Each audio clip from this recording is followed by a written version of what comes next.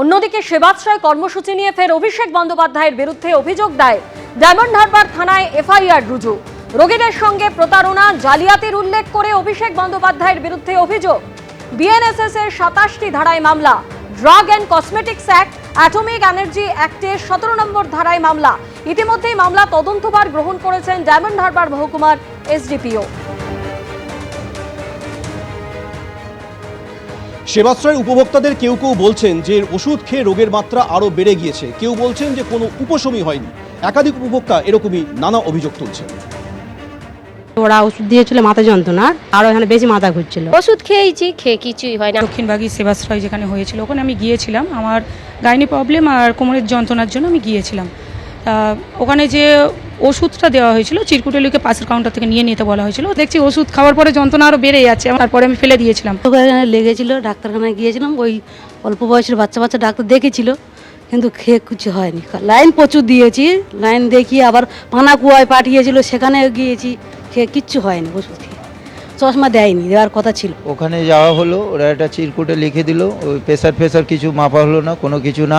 একদিন খাওয়ার পরে ওটার আরও কন্টিনিউ বেড়ে গেল। সমস্যা ছিল কোমরের, সমস্যা ছিল কোমরের যন্ত্রণা এবং ঘাড়ের সমস্যা ছিল, ঘাড়ের যন্ত্রণা।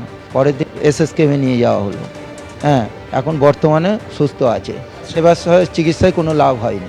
আমাদের ওই চোখের জন্য সমস্যা, ঘাড় যন্ত্রণা হয়, মাথা যন্ত্রণা হয়। দেখে ওষুধপালা দিয়েছিল, ওতে কিছু কাজ হয়নি। চশমা দেওয়ার কথা ছিল, দেয়নি। এটা এক ধরনের ক্রাইম, অভিযোগ পেয়েছি, তদন্ত চলবে। সেবাশ্রয় দুর্নীতির অভিযোগে কি বলেছিলেন মুখ্যমন্ত্রী, শুনবো। না, অভিযোগ এসেছে, আমি দেখেছি।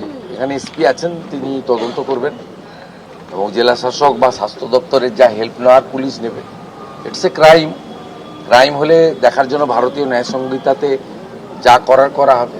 ৪৪ নম্বর ওয়ার্ডের প্রাক্তন কাউন্সিলর রেহানা খাতুন তিনি এসেছিলেন কংগ্রেসে যোগদানের জন্য, আর সেখানেই দেখা যাচ্ছে যে ডিম ছুঁড়ে প্রতিবাদ করছেন কংগ্রেসের যারা কর্মী উপস্থিত রয়েছেন। এখানে দেখাতে বলবো ছবিটা, এই মুহূর্তে বিধান ভবনে রীতিমতো পরিস্থিতি এগিয়েছে এবং ডিম ছুঁড়ে রীতিমতো প্রতিবাদ করছেন তারা।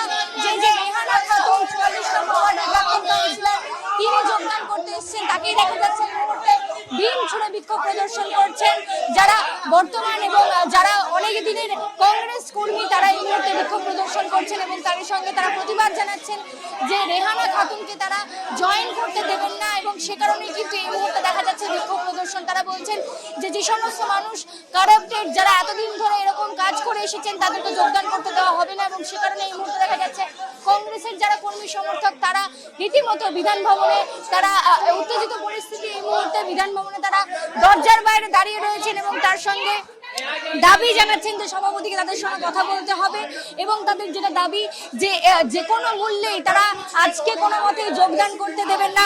এবিপি আনন্দ, এগিয়ে থাকে, এগিয়ে রাখে।